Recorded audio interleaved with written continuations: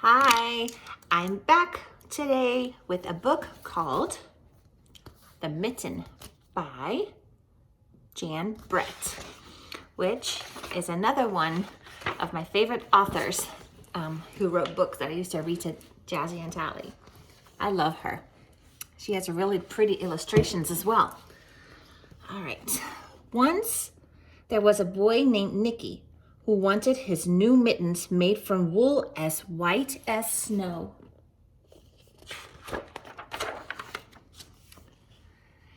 At first, his grandmother, Baba, did not want to knit white mittens. If you drop one in the snow, she warned, you'll never find it. But Nicky wanted snow white mittens, and finally, Baba made them.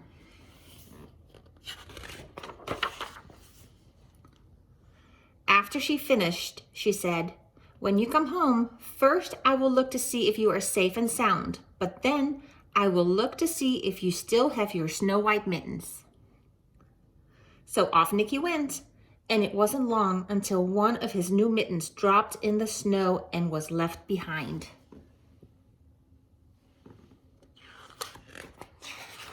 Uh-oh. A mole, tired from tunneling along, discovered the mitten and burrowed inside. It was cozy and warm and just the right size, so he decided to stay.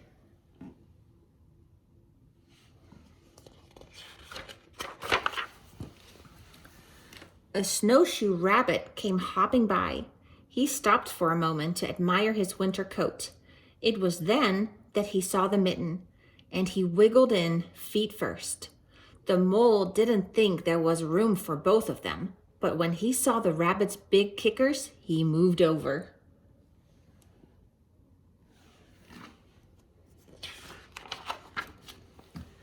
Next, a hedgehog came snuffling along.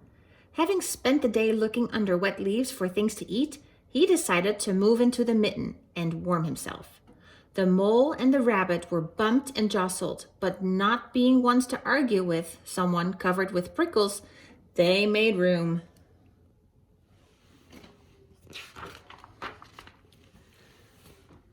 As soon as the hedgehog disappeared into the mitten, a big owl, attracted by the commotion, swooped down.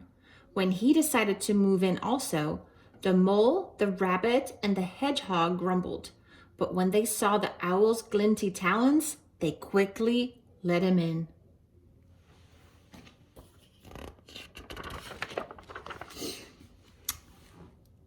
Up through the snow appeared a badger. He eyed the mitten and began to climb in. The mole, the rabbit, the hedgehog, and the owl were not pleased.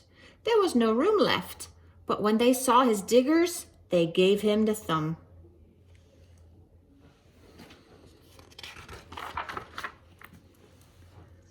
It started snowing, but the animals were snug in the mitten. A waft of warm steam rose in the air, and a fox, trotting by, stopped to investigate. Just the sight of the cozy mitten made him feel drowsy. The fox poked his muzzle in. When the mole, the rabbit, the hedgehog, the owl, and the badger saw his shiny teeth, they gave the fox lots of room.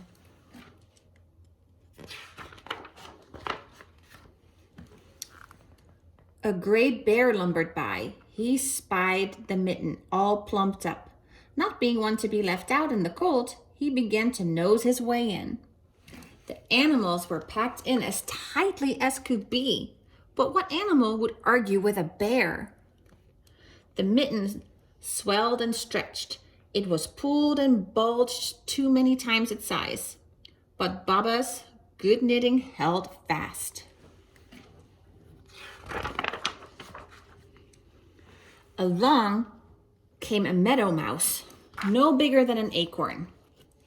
She wriggled into the one space left and made herself comfortable on top of the great bear's nose.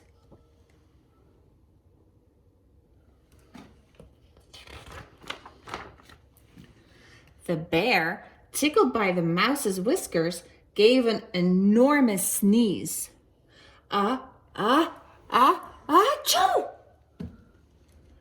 The force of the sneeze shot the mitten up into the sky and scattered the animals in all directions.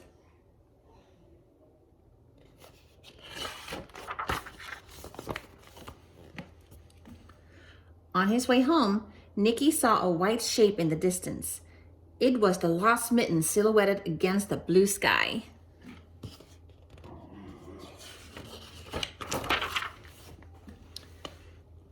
As he ran to catch his snow white mitten, he saw Baba's face in the window.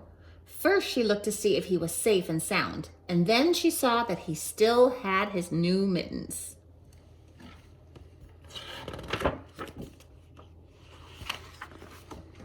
But look, Baba was wondering, why is this one so much bigger than that one? It's a mystery to her, but we know why, right?